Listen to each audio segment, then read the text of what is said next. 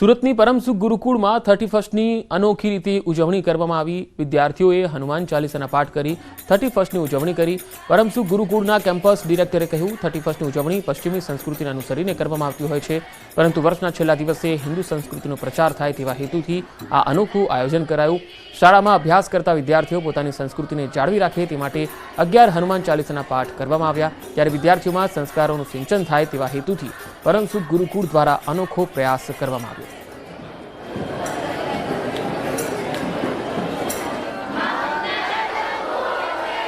શાળાના તમામ વિદ્યાર્થી મિત્રોએ આજરોજ 11 હનુમાન ચાલીસાના પાઠનું પઠન કરવામાં આવ્યું હતું।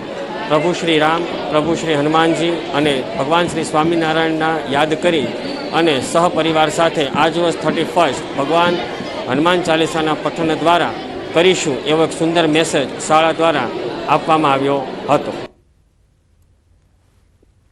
31ને લઈને યુવાઓમાં એક અનોખો उत्साह છે। 2024ને અલવિદા કહી 2025ને આવકારવા સૌ કોઈ તૈયાર છે। ત્યારે સુરતના પીપલોદ ખાતે આવેલ ફેશન ડિઝાઇનિંગની કોલેજમાં 31 ડિસેમ્બરની ઉજવણી કરવામાં આવી।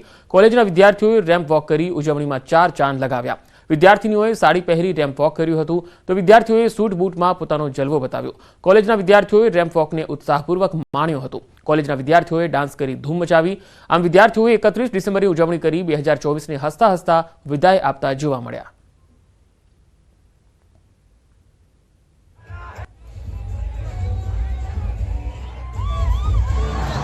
જેના તાલે આ વિદ્યાર્થીઓ નાચતા જોવા મળ્યા। 31 ડિસેમ્બરને લઈને આ ઉજવણી છે એ ખાસ બની ગઈ હતી અને કોલેજના વિદ્યાર્થીઓએ રેમ્પ વોક કરી ઉજવણી કરી હતી।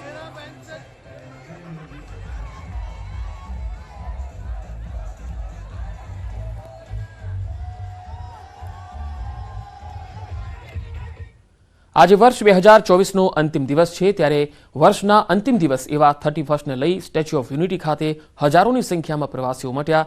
31ને લઈ સ્ટેચ્યુ ઓફ યુનિટી ખાતે પ્રવાસીઓને કોઈ તકલીફ ન પડે તે માટે તમામ પ્રકારની વ્યવસ્થાઓ ગોઠવવામાં આવી। પ્રવાસીઓ વધતા એસટી વિભાગની 30 જેટલી બસો ફાળવવામાં આવી છે।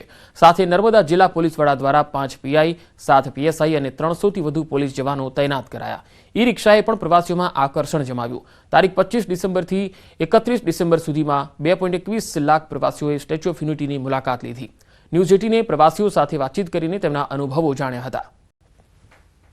ની ઉજવણી તો સ્ટેચ્યુ ઓફ યુનિટી પર ખાસ કરીને વાત કરીએ તો આજે 2024નો અંતિમ દિવસ છે અને આવતીકાલથી 2025 એટલે નવું વર્ષ શરૂ થશે।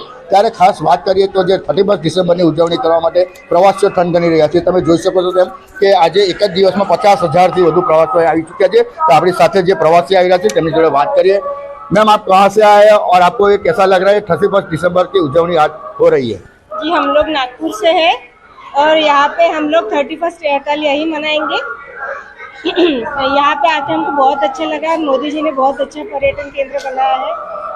स्टैचू देख के तो बहुत ही अच्छा लगा है। मतलब हम प्राउड फील करते हैं कि हमारे देश की स्टैचू सबसे बड़ी है दुनिया में और बहुत अच्छा लग रहा है। बहुत अच्छी व्यवस्था भी है, पानी की व्यवस्था है जगह जगह पे, बहुत अच्छा गार्डन बनाया हुआ है और नर्मदा डैम देख के तो हम एकदम बहुत सेटिस्फाइड हो गए कि इतना पानी भी हमारे यहाँ आ सकता है। आपको कैसा लगा है स्टैच्यू ऑफ यूनिटी? बहुत अच्छा लगा। मोदी जी ने बहुत अच्छा पर्यटन बनाया है और हम हैं नागपुर से, महाराष्ट्र लुक करके आए हैं स्पेशली। पिछले 8 दिन से हम गुजरात के टूर पे है। बस से शुरू किया है, सोमनाथ, द्वारका, गिर जंगल और आज हम यहाँ पे आए हैं। 2 दिन और स्टे है हमारा। 31 करके हम महाराष्ट्र लौटेंगे। ત્યારે હાલ તો જે 31 ડિસેમ્બરની ઉજવણી કરવા માટે આજે એક જ દિવસમાં 50,000થી વધારે પ્રવાસીઓ અહીં ઉમટી રહ્યા છે। દીપક પટેલ, ન્યૂઝ 18 ગુજરાતી, નર્મદા।